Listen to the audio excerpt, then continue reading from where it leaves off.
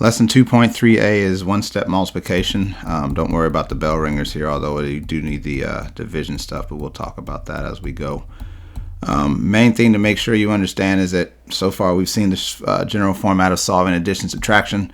We've been using the opposite operation to remove values and then focused on making sure our steps were organized and clear, keeping in mind that our format is a lot of our point system there, that just finding the answer is not the trick, that you actually have to keep it in a strict format, numbers, where the numbers go and all that good stuff. We've been shown the official way to check our answer by rewriting the original and substituting for the variable. So real quick review on the format. Remember, if we see x plus 64 equals 97, we need to get x by itself and 64 is with it. It's positive, so what we do is take the opposite of 64 under it. We then put in minus 64 under the 97. We then draw a line, bring down an x. These two things cancel out, and then you subtract the 2 to get your answer of 33. That the check portion of it starts out again with writing the original equation, which is 1 point, by substituting 33 just where x is. Again, leave everything else where it is. I saw in the quiz that people were moving these numbers. All you're doing is substituting x with 33 and leave everything else the same.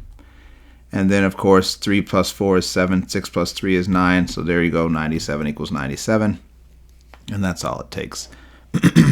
Today we're going to look at solving equations that contain multiplication only. Main thing to remember is just a few things. Number one, remember that multiplication, whenever you have multiplication with a number and a variable, you just push them together. There's no symbol, there's no multiplication, anything. It's just 2x or 3x or 4y or 7y or anything like that. Remember that the opposite of multiplication is division, and we're going to use division to get rid of the multiplication stuff that we have. Just make sure you work on your ability to do division so that you can get the answer without having to do too much extra work or making too many mistakes. All these things are going to be covered as we work through our note guide. Again, you don't have to have a note guide. Just make sure you either try this out, write this at home, or just at least make sure you listen along to make sure you understand what's going on. 8x equals 112. The first thing you recognize is that 8 and x are being multiplied because they're right next to each other. Opposite of multiplication is division, so what we're going to do is divide by 8 on the left, which based off the rules we know means we also divide by 8 on the right. The 8 divided by 8 turns into 1, but of course we know that we don't need the 1, so we'll just take that away. And then we'll do one of two things to get this 112 divided by 8. You can do the fraction mode, which we've been working on for almost 2 months, or you can do long division. Either one of those two things work. In the fraction mode, you ask yourself, does 8 go into 1, which it does not. Then you say, does 8 go into 11, which it does. 8 fits into 11 one time without passing it up. The distance from 8 to 11 is 9, 10, 11. 3 steps, so you put that 3 up here above the 2. Now you ask yourself how many times 8 goes into 32, which is 4 times if you know your math facts. On the other side, long division wise, you ask yourself again, 8 goes into 11 once. You multiply 1 by 8. You subtract whatever's there, getting your 3. You bring down the 2. There's the 32 that we have here, which is also over there. And then 8 goes into 32 4 times. Because you're past the point of actually learning long division, you don't need to actually get that all the way down to 0 because you know that 4 times 8 is 32. Bottom line is, remember to take whatever your answer is back over here to the original location and finish off the problem. But like I said, for the most part, all I'm going to be doing on this video is this. So if you use long division, feel free to keep using it. There's nothing wrong with that. But this method to me is a lot more efficient. And so it's better to actually try to do something that's going to keep you from having to write too much. Plus, as I said, it does actually work. Again, 8 goes into 11 once, just like you put there. There's your 32. There's your 32. The numbers still work out. Everything does what it needs to do. In the next one, we have 4x equals 68. Again, that's 4 times x, which means that we need to divide by 4, divide by 4. 4 divided by 4 is 1x, but again, we don't need the 1. 68 divided by 4, once again, you're going to set up the fraction, and all you have to do is say, does 4 go in, how many times does 4 fit into 6? Well, 4 fits into 6 one time. 4 is 2 away from 6, so that's what's left over, and then 4 goes into 28 7 times to be 17. I teach addition, I teach subtraction, I teach multiplication. I really can't teach division because in order to do division, you have to know your multiplication facts. Those of you who have been working on your multiplication facts are fine. If you have not been working on your multiplication facts, you need to shoot me an email so I can try to help you find a way to do that.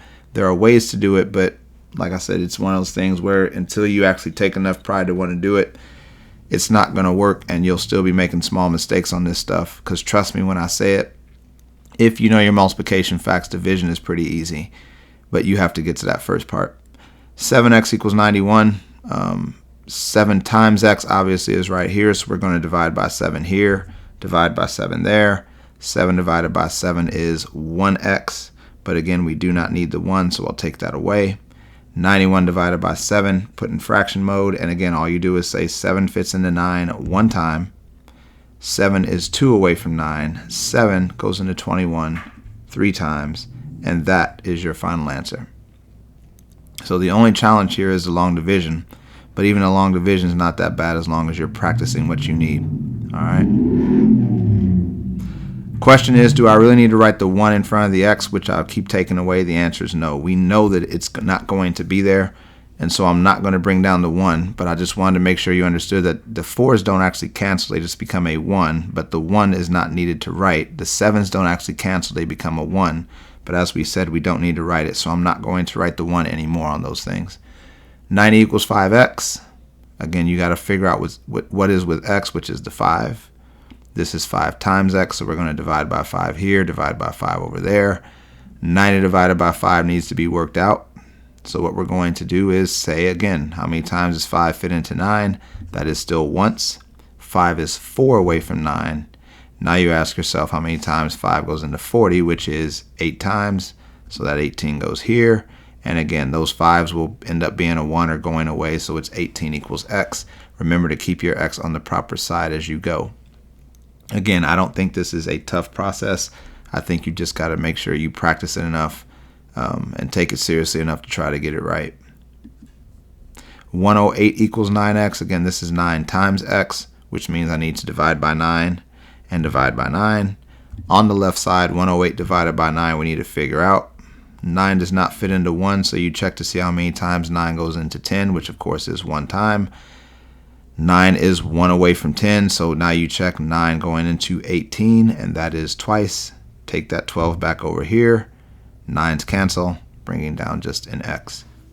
It's a very straightforward process. It's a very basic process. You just got to make sure that you are taking it seriously enough to do what you need to do. But here's the question. If I'm using the fraction method to divide, do I really need to rewrite it? So take a look at these two things.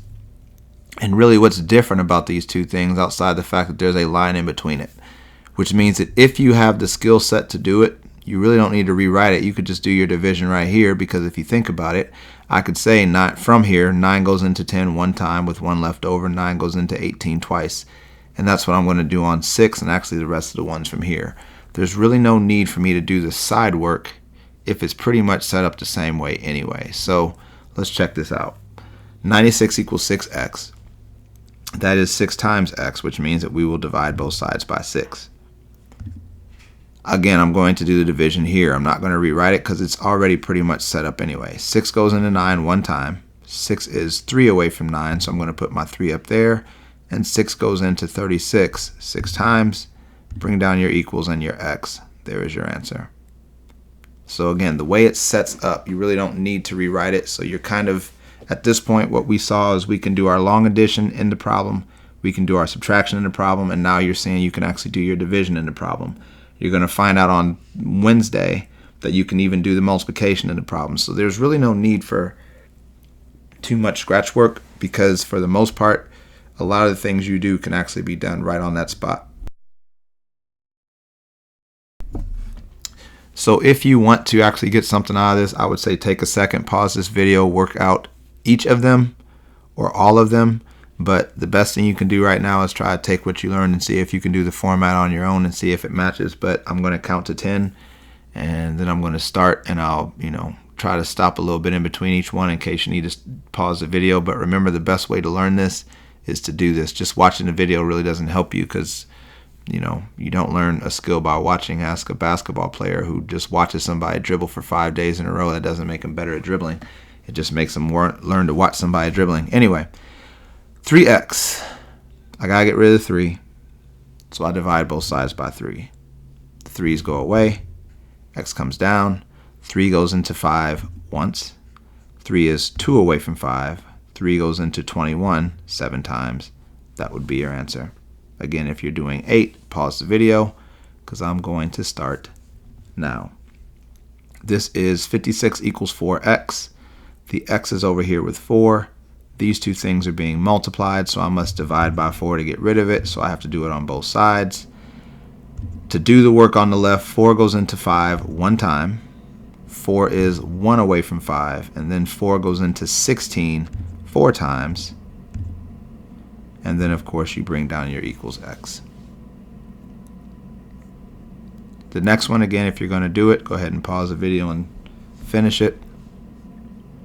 But in this case, again, you need to get rid of the 2, which is being multiplied. So we're going to divide by 2, divide by 2. Over here, you have 2 going into 9 more than once. It actually goes 2, 4, 6, 8, 4 times. 8 is now 1 away from 9, and then 2 goes into 18 9 times, and then bring down your equals x, and that is all. And then number 10, 6x equals 132. We need to get rid of the 6, so we divide by 6. X comes down. 6 does not go into 1, so you check 6 into 13. 6 goes up to 12, which is 2 times. 12 is 1 away from 13, and again, as we just said, 6 goes into 12 2 times. So for the most part, you just got to make sure you practice that long division. The only reason I give you the longer problems is because I don't want you doing the work in your head. So from here on out, in order to save paper on homework, your practice sheet now represents your homework. So make sure you complete it completely. And when you get in there, put it into the actual homework bin, which is in front of it, in front of the class. Hand in your homework to the paper, and I'll collect it, or to the bin, and I'll collect it from there. Your participation points are still going to be based on your actual effort. So if you happen to finish if we happen to finish with, let's say, 10 minutes left or 15 minutes left, and I ask you to work for 10 minutes, your participation is still going to be based off of you working for 10 minutes. Now, if you finish your worksheet, that's something different, but just make sure you're ready to keep doing the work you're supposed to be doing. Outside of that, I got nothing else for you, so have a good day, and I'll talk to you later.